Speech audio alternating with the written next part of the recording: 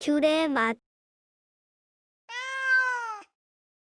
82년생 김지영의 작가, 도남주 신작.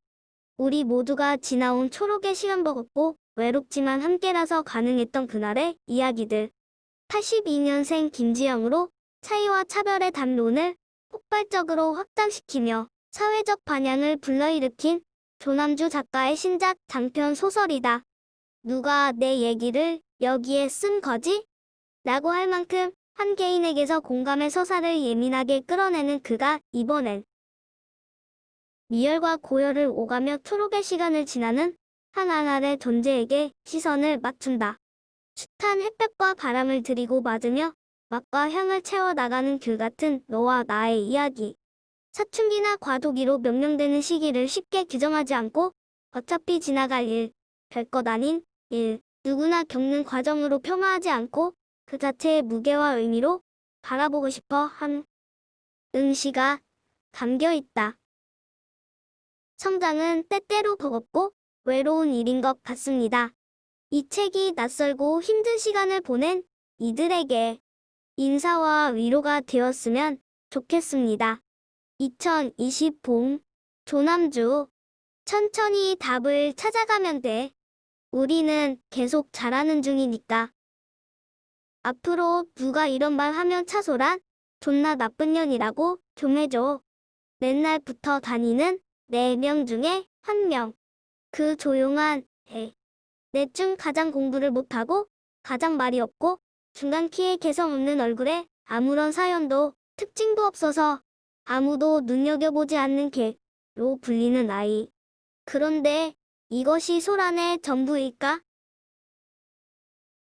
다정이 그만 아팠으면 좋겠어. 아플 거면 그냥 없어졌으면 좋겠어. 우울한 집안 사정 같은 건 아무도 몰랐으면 하는 마음과 누군가 먼저 알아뒀으면 하는 마음이 다윤 안에 뒤엉켜 있다. 동정은 싫지만 위로는 간절하다. 이런 다윤을 엄마는 이해할 수 있을까? 책 등에 색이 날아가듯 빛바래져가는 다윤의 마음을 이해할 수 있을까? 제 인생 망치지 않았어요. 망쳐지지 않았어요. 아빠. 때이는 베란다 짐더미 가운데 서서 계속 울었다. 엄마가 손을 내밀어 구조하듯 태인을 베란다에서 데리고 나왔다. 다른 핑계 찾을 거 없어. 지금 우리 눈물 나는 상황 맞아. 그러니까 울고 싶으면 그냥 울어. 우리 친하게 잘 지냈었잖아.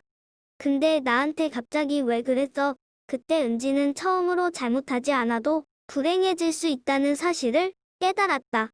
그리고 사람들은 모두 스스로 선택하지 않은 일에 영향을 받고 책임을 지고 때로는 해결하면서 살아간다는 사실도. 누구도 지원하지 않는 영화 동아리에서 만난 소란, 다윤, 혜인, 은지는 맨날 붙어 다니는 4명으로 통한다. 중학교 3학년을 앞두고 제주도로 여행을 떠난 이들은 다소 충동적으로 한 가지 약속을 한 뒤 타임캡슐에 넣어 묻는다. 앞날이 바뀔지 모를 이 약속 뒤에는 정하다의 이유가 있었다. 순간의 여러 감정과 계산이 빚어낸 소설은 이 약속을 둘러싼 내 아이들의 속사정을 번갈아 풀어놓는다. 평온하게 흘러가는 타임라인 위에 커서를 대고 잠시 정지된 장면을 들여다보듯 작가는 인물들의 마음과 주변을 찬찬히 훑는다.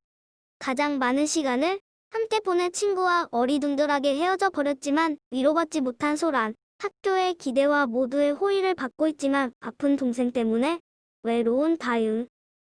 대화가 통하지 않는 수신 불능의 아빠와 무너진 가게로 뻑뻑한 상처를 입는 혜인. 이유를 모른 채 친구들의 무리에서 잘려나간 기억이 있는 은지.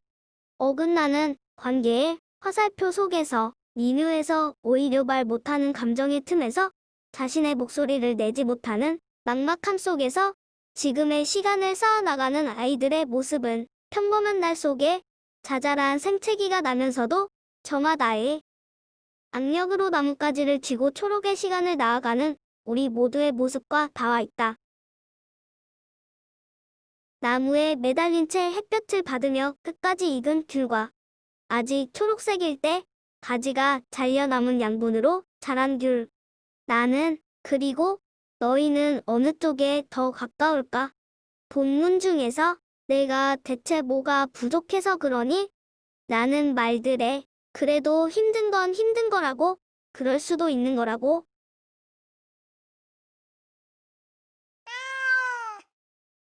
청소년을 주인공으로 한 이 작품은 작가의 시선을 파고들어 원두 장면에서부터 펼쳐지기 시작했다.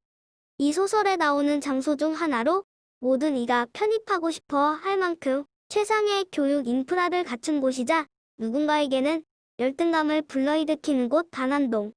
어느 동네에 살든 다들 그들의 단안동을 마음에 가지고 있다는 것이다. 또 하나는 6년 전 서울시 교육청의 자사고 대평가가 뜨거운 감자로 떠올랐던 시기에 이해 관계자들의 집회를 비추는 뉴스 화면 안에 당사자인 학생들의 모습은 없었다는 것이다. 이를 보며 작가는 요즘 청소년들은 무슨 생각을 할까, 무슨 고민을 할까, 지금의 입시제도와 학습량에 대해 어떻게 생각할까 궁금증을 갖게 되었고, 이것이 이 소설을 시작하게 한 동인이 되었다. 제대로 알고 싶은 마음으로 작가는 청소년들을 만나 인터뷰하고 그들이 만드는 신문을 읽고 청소년 서적과 다큐멘터리들을 찾아보며 소설 속 인물들을 성실하게 빚어나갔다.